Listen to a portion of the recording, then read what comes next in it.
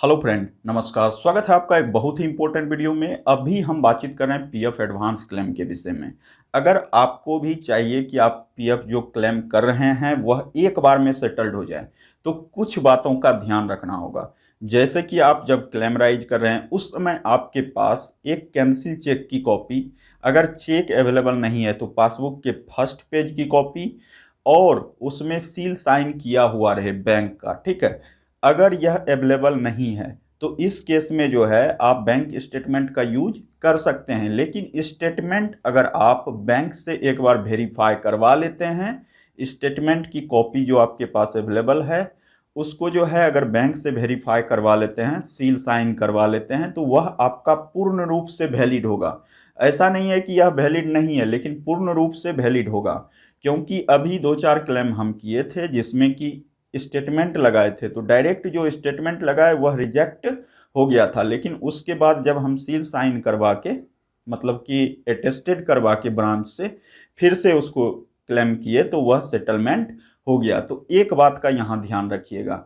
इसके बाद पासबुक का जो फर्स्ट पेज का कॉपी रहता है, यहाँ थोड़ा सा बारीकी से सुनिएगा कि फर्स्ट पेज का जो कॉपी रहता है वहाँ क्या होता है कि कभी कभी केयर ऑफ में हम लोग उस आदमी का एड्रेस दे देते हैं जहाँ की हम लोग रह रहे हैं, ठीक है।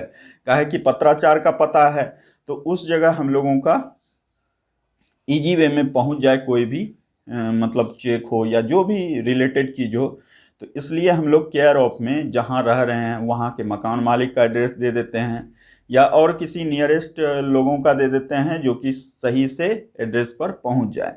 लेकिन यहाँ जो है अगर पीएफ का क्लेम कर रहे हैं तो थोड़ा सा यहाँ गलतफहमी हो जाता है कि आपका जो फादर्स नेम है, ठीक है, जो पोर्टल पर है, अगर उससे यह मैच नहीं कर जाता है तो उस केस में क्लेम अभी रिजेक्ट हो रहा है। हम खुद देखे 2-3 क्लेम इस तरह से रिजेक्ट हुआ। तो इस जगह हम क्या किए थे कि पासबुक की कॉपी जो अपलोड किए थे उसमें वहां दर्शा दिए थे कि फादर्स का रियल नेम यह है और केयर ऑफ में जो दिया हुआ है यह लैंडलॉर्ड का एड्रेस है जहां की रह रहे हैं। तो उस केस में वह क्लेम जो है सेटलमेंट हो गया।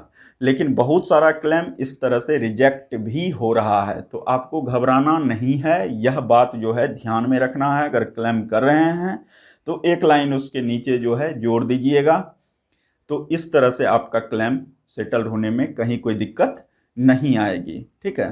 तो कंप्लीट एड्रेस, बैंक डिटेल्स में आप पासबुक की कॉपी या चेकबुक या आप स्टेटमेंट, यह 3 चीज में से कोई एक चीज लगा सकते हैं, कहीं कोई दिक्कत की बात नहीं है।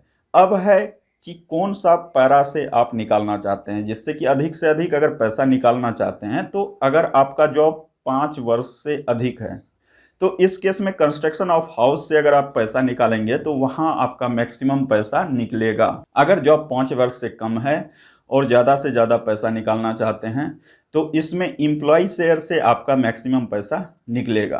तो इलनेस क्लेम कर सकते हैं, एम्प्लॉय शेयर से मैक्सिमम पैसा निकलेगा, ठीक है। इसके बाद अगर आप कोविड क्लेम अभी तक नहीं किए हैं तो कोविड क्लेम कर सकते हैं। एम्प्लॉय शेयर और एम्प्लॉयर शेयर को ऐड करके उसका 75% तक आपको कोविड क्लेम के तहत दिया जाएगा, ठीक है। तो इन सारी बातों को ध्यान में रख के आपको किस तरह का क्लेम करना है, कितना पैसा चाहिए। पीएफ एडवांस में अगर इलनेस कर रहे हैं क्लेम तो वहाँ सिर्फ एम्प्लॉय शेयर का 75 to 90% तक दिया जाता है। किसी किसी केस में हम देखें 100% सेटल्ड हो गया, तो कहीं कोई दिक्कत की बात नहीं है।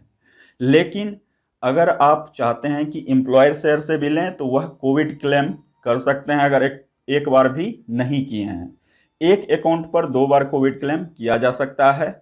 अभी हम कुछ दिन पहले 2-3 अकाउंट ऐसा सेटलमेंट करवाए हैं जो कि पहले कभी कोविड क्लेम वो लोग नहीं किए थे और फाइनली अभी 2 बार वो कोविड क्लेम से पैसा विड्रॉ कर चुके हैं।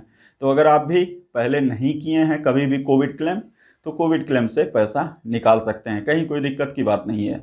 चलिए हम आपको कंप्यूटर स्क्रीन पर लेके चलते हैं और वहां से पीएफ क्लेम करने का पूरा प्रोसेस, एकदम न्यू प्रोसेस है। इस तरह से आप लोग भी कीजिए, कहीं कोई दिक्कत की बात नहीं है। क्लेम 100% सेटल्ड होगा। तो चलिए बिना देरी करते हुए चलते हैं कंप्यूटर स्क्रीन पर।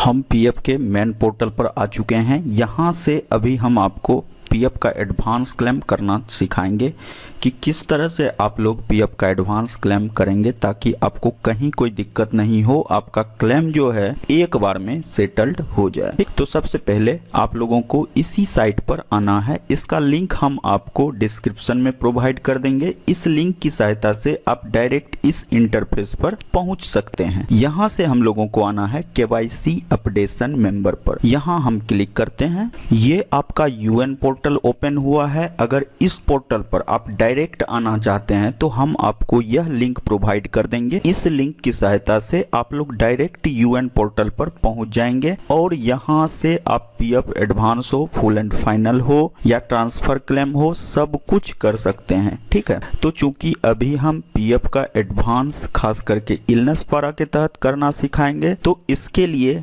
हम जो है यहाँ एक UN पासवर्ड और कैप्चा की सहायता से साइन इन करते हैं। UN पोर्टल साइन इन हो चुका है। यहाँ से हम लोग इसको लेटर कर देंगे। क्लेम करने के लिए हम लोग आएंगे ऑनलाइन सर्विसेज पर और यहाँ से पहला जो ऑप्शन है क्लेम फॉर 3119 10C 10D, इस पर क्लिक करेंगे। यहाँ आपको बैंक अकाउंट डालना है, यहाँ से वेरीफाई करना है। हम बैंक अकाउंट डाल के वेरीफाई करते हैं। बैंक अकाउंट वेरीफाई हो चुका है। उसके बाद आपके सामने इस तरह का वार्निंग करके टैब आएगा, यहाँ से यस कर देना है। बैंक अकाउंट फाइनली यहाँ वेरीफाई हो चुका है। अब हम लोगों को नीचे आके प्रोसीड फॉर ऑनलाइन क्लेम पर क्लिक करना है। थोड़ा सा नीचे आए तो यहाँ देखिए प्रोसीड फॉर ऑनलाइन क्लेम है, इस पर क्लिक करना है। यहाँ क्लिक करने के बाद अब आना है I want to apply for पर, इस जगह क्लिक करना है। पीएफ एडवांस सेलेक्ट करना है। अब आपको यहाँ से अपना पीएफ नंबर सेलेक्ट कर लेना है। हम पीएफ नंबर यहाँ से सेलेक्ट कर दिए। अब यहाँ से किस उद्देश्य के लिए, तो यहाँ चूंकि हम पहले ही बता चुके हैं कि इलनेस पारा के तहत निकाल रहे हैं और यहाँ जो है कितना राशि निकालना चाहते हैं, तो हम फिलहाल 6000 रुपया यहाँ डालते हैं। यहाँ से आपको आपका एड्रेस डालना है। यहाँ जैसे ही क्लिक करेंगे सारा जितना भी आपका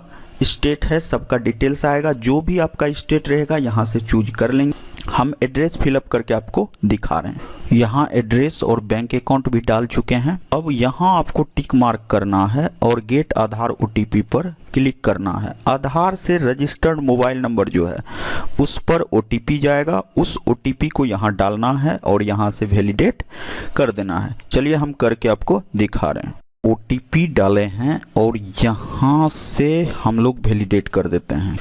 देखिए आपका जो है यहाँ से क्लेम सबमिट हो चुका है। यहाँ आपको निश्चित रूप से क्लिक करना है, क्योंकि अगर PDF जनरेट नहीं होगा तो आपका बाद में भी PDF जनरेट नहीं होगा, बाद में भी प्रॉब्लम होगा और जो आपका क्लेम देख रहे हैं उनको भी प्रॉब्लम आएगा। वो भी आपका PDF नहीं देख पाएंगे, फिर उनको भी प्रॉब्लम होगी। इसलिए यहाँ निश्चित रूप से क्लिक हियर कीजिए। हम क्लिक हियर की, यहाँ देखिए PDF ओपन हो रहा है। आपका भी PDF ओपन हो जाएगा। अगर नहीं हो रहा है तो प्रॉब्लम है, अगर हो गया तो कहीं कोई दिक्कत नहीं है।